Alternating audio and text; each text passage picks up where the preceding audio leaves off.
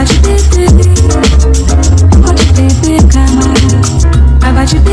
vai morar no IML, você tá mostrando que tamo de olho com F. Ensinando você que você vai morar no IML, você tá mostrando que tamo de olho com F. Ensinando você que é só ser tiro na cara da bitch, fora cê saber. Assalamualaikum warahmatullahi wabarakatuh. Kami dari kelompok 3 mata kuliah teori grup. Di sini kami hendak memaparkan pembahasan latihan soal mengenai definisi dari subgroup beserta contoh-contohnya. Sebelumnya dengan saya Jendral Wicaksono dengan NPM 6014. Saya Firman Wicaksono dengan NPM 6132. Saya Jendral Wicaksono dengan NPM 6559. Saya Diana Chandra Dewi dengan NPM 6099. Saya Segi Sumarani dengan NPM 605. Selamat menyaksikan. Baik, langsung saja ke pembahasan latihan soalnya. Untuk yang pertama, misalkan G adalah suatu grup dan A besar itu elemen dari G. Buktikan bahwa A besar ini A besar sama dengan A pangkat N, dengan N itu bilangan bulat, atau Z adalah subgrup dari G. Untuk membuktikan bahwa A ini itu adalah subgrup dari G, maka kita harus membuktikan 4 sifat. 4 sifat. Yang pertama itu adalah tertutup, kemudian asosiatif, kemudian memiliki inverse, dan memiliki identitas. Identitas dulu baru inverse.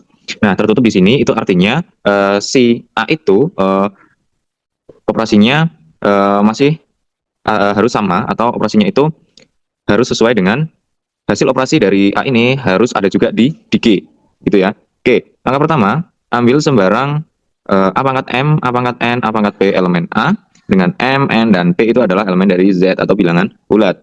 Sifat yang pertama tertutup, misalkan di sini saya ambil A pangkat M dan A pangkat N, ketika kita kalikan akan menghasilkan A pangkat M plus N.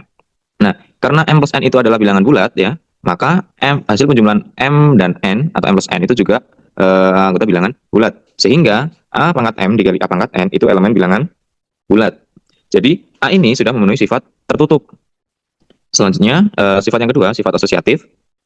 Misalkan di sini di luas kiri itu ada A pangkat M dikali A pangkat M, A pangkat M dikali A pangkat N dalam kurung dikalikan dengan A pangkat P. Ini hasilnya akan juga sama dengan A pangkat M dikali A pangkat N dikali A pangkat P, di mana A pangkat N dan P-nya itu di dalam kurung, sehingga A ini telah memenuhi sifat asosiatif. Kemudian sifat yang ketiga atau syarat yang ketiga itu adalah si A ini memiliki identitas. Nah, karena A itu tadi didefinisikan bahwa A itu sama dengan A pangkat N, maka identitasnya atau E-nya itu adalah A pangkat 0, atau E-nya itu sama dengan 1. Kenapa sama dengan 1? Karena bilangan apapun yang dipangkatkan 0 itu sama dengan 1. Nah, dalam hal ini 0 itu juga anggota dari bilangan bulat, sehingga A pangkat 0 itu juga elemen dari A. Maka dapat kita tuliskan bahwa apapun yang dikalikan dengan identitasnya itu menghasilkan dirinya sendiri. Nah, maka dapat kita berikan seperti ini, kita tuliskan seperti ini: A pangkat N dikali A pangkat 0 sama dengan A pangkat N sama dengan A pangkat 0 dikali A pangkat N. Atau dapat ditulis juga seperti ini: A pangkat N dikali 1 sama dengan A pangkat N sama dengan A pangkat sama dengan 1 ya, 1 dikali A pangkat N. Seperti itu. Sehingga A ini memiliki inverse. Inverse-nya apa? Inverse-nya adalah A pangkat 0. Pangkat 0 ini sama dengan juga 1. Nah, kemudian yang terakhir kita membuktikan bahwa si A ini memiliki inverse. Nah, untuk setiap A pangkat N elemen A, N itu elemen dari bilangan Z. Sehingga untuk negatifnya atau negatif N itu juga elemen di Z juga. Sehingga kita punya A pangkat N, A pangkat min N itu elemen dari A. Dan si A pangkat negatif N itu merupakan inverse dari A pangkat N. Nah, atau dapat kita tuliskan seperti ini. Nah, bilangan ketika apapun yang dikalikan dengan inverse-nya itu akan menghasilkan identitas. Nah, kita tahu bahwa identitasnya itu adalah A pangkat 0, maka dapat dituliskan A pangkat N dikalikan A pangkat negatif N itu sama dengan A pangkat 0 atau E atau juga 1. Nah, ini itu gunakan sifat eksponen atau sifat perpangkatan. Karena ini basisnya sama, maka pangkatnya kita jumlahkan. N dikurangi N itu kan sama dengan 0. Sehingga A ini itu memiliki inverse. Inverse-nya apa? Inverse-nya adalah A pangkat negatif N, atau dapat ditulis juga seper A pangkat N. Nah, karena kita sudah membuktikan dari keempat sifat tersebut dan terbukti ya, dan terbukti semua dari tertutup sampai asosiatif, kemudian identitas dan juga inverse, maka A dapat dikatakan subgrup dari G, sehingga ini kesimpulannya adalah terbukti seperti itu. Oke, selanjutnya kita akan membahas latihan soal nomor 2. Nah, soal nomor 2 itu diberikan grup Z dengan operasi penjumlahan dengan H itu 3K dengan K elemen Z. Nah, tunjukkan bahwa H adalah subgrup dari Z. Nah, subgrup ini mempunyai 4 syarat, yaitu tertutup terhadap operasi grup, memiliki elemen identitas, memiliki inverse, dan bersifat asosiatif. Tetapi di sini kita tidak akan membuktikan sifat asosiatif karena sudah diwariskan oleh grup set dengan operasi penjumlahan. Nah, pertama kita akan buktikan bahwa H ini tertutup terhadap operasi grup. Nah, misalkan A, B elemen H, maka ada K1, K2 elemen Z. Nah, misalkan A sama dengan 3K1, B sama dengan 3K2, nah maka A tambah B sama dengan 3K1 ditambah 3K2. Nah, tiganya kita keluarkan jadi 3 dikali K1 ditambah K2. Nah, karena ini masih kelipat H ini terbukti tertutup terhadap operasi grup. Nah, lalu kita akan membuktikan H ini memiliki elemen identitas. Elemen identitas dalam grup C dengan operasi penjumlahan adalah 0. Karena untuk mencari elemen identitas dengan operasi penjumlahan itu rumusnya A ditambah E sama dengan A. Nah, E sama dengan A dikurangi A. E sama dengan 0. Nah, elemen identitas dalam grup set dan operasi penjumlahan itu berarti 0. Nah, karena 0 ini sama dengan 3 dikali 0. Nah, maka 0 ini elemen H. Nah, kita akan membuktikan H ini memiliki inverse. Nah, misal untuk setiap elemen H, misalkan A sama dengan 3K, maka inverse-nya dalam set dengan operasi penjumlahan adalah min A sama dengan min 3K. Karena min 3K sama dengan 3 dikali min K, dan min K ini elemen Z, maka min A itu elemen H. Nah, berarti H ini memiliki inverse. Karena H ini memenuhi semua syarat subgrup, maka H adalah subgrup dari Z. Oke, selanjutnya kita akan bahas latihan soal nomor 2. Nah, soal nomor 2 itu diberikan grup Z dengan operasi penjumlahan dengan H itu 3K dengan K elemen Z. Nah, tunjukkan bahwa H adalah subgrup dari Z. Nah, subgrup ini mempunyai 4 syarat, yaitu tertutup terhadap operasi grup, memiliki elemen identitas, memiliki inverse, dan bersifat asosiatif. Tetapi di sini kita tidak akan membuktikan sifat asosiatif karena sudah diwariskan oleh grup Z dengan operasi penjumlahan.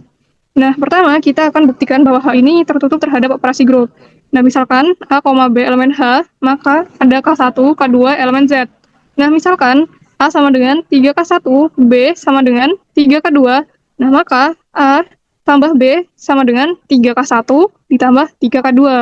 Nah, tiganya kita keluarkan jadi 3 dikali K1 ditambah K2. Nah, karena ini masih kelipat H ini terbukti tertutup terhadap operasi grup. Nah, lalu kita akan membuktikan H ini memiliki elemen identitas. Elemen identitas dalam grup C dengan operasi penjumlahan adalah 0. Karena untuk mencari elemen identitas dengan operasi penjumlahan itu rumusnya A ditambah E sama dengan A. Nah, E sama dengan A dikurangi A. E sama dengan 0. Nah, elemen identitas dalam grup set dan operasi penjumlahan itu berarti 0. Nah, karena 0 ini sama dengan 3 dikali 0. Nah, maka 0 ini elemen H. Nah, kita akan membuktikan H ini memiliki inverse. Nah, misal untuk setiap elemen H, misalkan A sama dengan 3K, maka inverse-nya dalam set dengan operasi penjumlahan adalah min A sama dengan min 3K. Karena min 3K sama dengan 3 dikali min K, dan min K ini elemen Z, maka min A itu elemen H. Nah, berarti H ini memiliki inverse. Karena H ini memenuhi semua syarat subgrup, maka H adalah subgrup dari Z. Bisa dilanjutkan ke soal nomor 4. Di sini soalnya berbunyi, buktikan bahwa jika himpunan H dan K itu merupakan subgrup dari G, maka H irisan K juga merupakan subgrup dari G. Oke, di sini diberikan G adalah suatu grup dengan H merupakan subgrup dari G, dan K juga merupakan subgrup dari G. Nah, sebelum mengerjakan ini, kita ingat teorema bahwa misalkan G adalah suatu grup dan H merupakan subset dari G, dengan H merupakan himpunan kosong, himpunan tak kosong, maka H adalah subgrup dari G jika dan hanya jika semua elemen A dan B merupakan elemen dari himpunan H. Lalu operasi AB inverse juga merupakan elemen dari H. Sebelumnya, untuk membuktikan bahwa H irisan K merupakan subgrup dari G, maka tak lepas dari sifat ini. H irisan K merupakan himpunan tak kosong, lalu tertutup terhadap operasi, dan juga memiliki suatu elemen identitas. Oke, langkah pertama, kita akan membuktikan bahwa H irisan K ini merupakan himpunan tak kosong. Nah, karena H dan K adalah suatu subgrup, maka keduanya pasti memiliki suatu elemen identitas, yang dimana identitasnya dari kedua himpunan tersebut ada di G. Nah, lalu kalau kita pecah, elemen identitas dari himpunan H itu ada di H, ada elemen identitas yang berada di H, dan juga elemen identitas K itu berada di K juga. Nah, ingat bahwa ada satu definisi dari irisan, yaitu himpunan semua elemen yang dua-duanya itu berada di H dan K sekaligus. Maka ini P ada di H, P ada di K, maka bisa dituliskan bahwa P itu merupakan elemen dari H irisan K.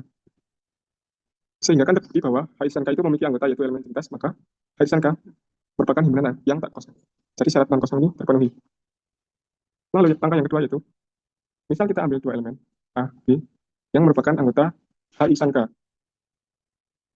Artinya bahwa A ini merupakan elemen himpunan H, dan juga A merupakan elemen himpunan K. Bisa kita tuliskan seperti ini.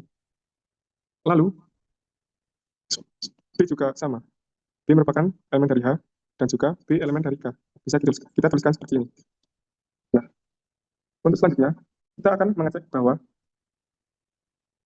operasi AB ini tertutup dalam suatu operasi. Yang akan kita cek bukan AB-nya, melainkan sesuai dengan teorema ini, yang kita cek adalah AB inverse. Begitu.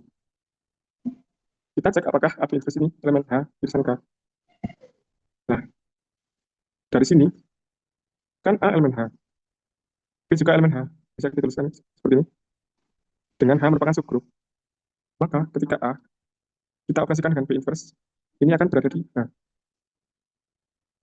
Lalu, di sini ada K yang merupakan, di sini ada A yang merupakan elemen dari K, dan juga B yang merupakan elemen dari K. Nah, karena A dan B merupakan elemen K, dan K merupakan subgrup, maka ketika A kita operasikan dengan B inverse, maka hasilnya akan tetap berada di K itu sendiri. Nah, karena karena H irisan K ini memenuhi himpunan tak kosong, kemudian tertutup terhadap operasi, dan juga memiliki elemen identitas tadi, ini, maka terbukti bahwa H irisan K ini adalah subgrup dari G.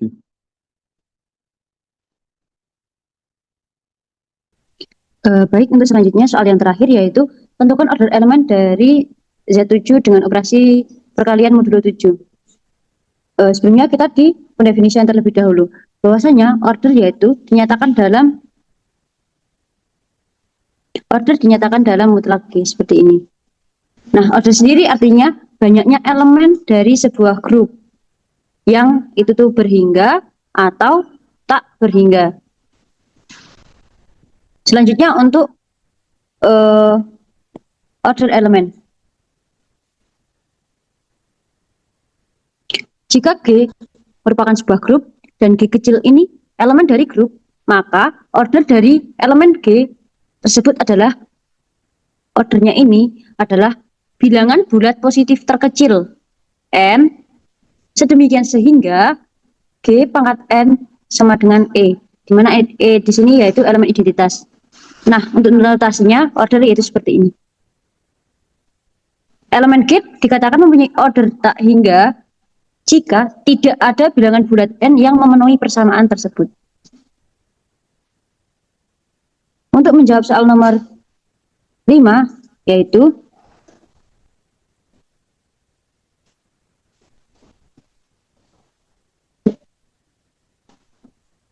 kita cari dulu anggota dari Z7.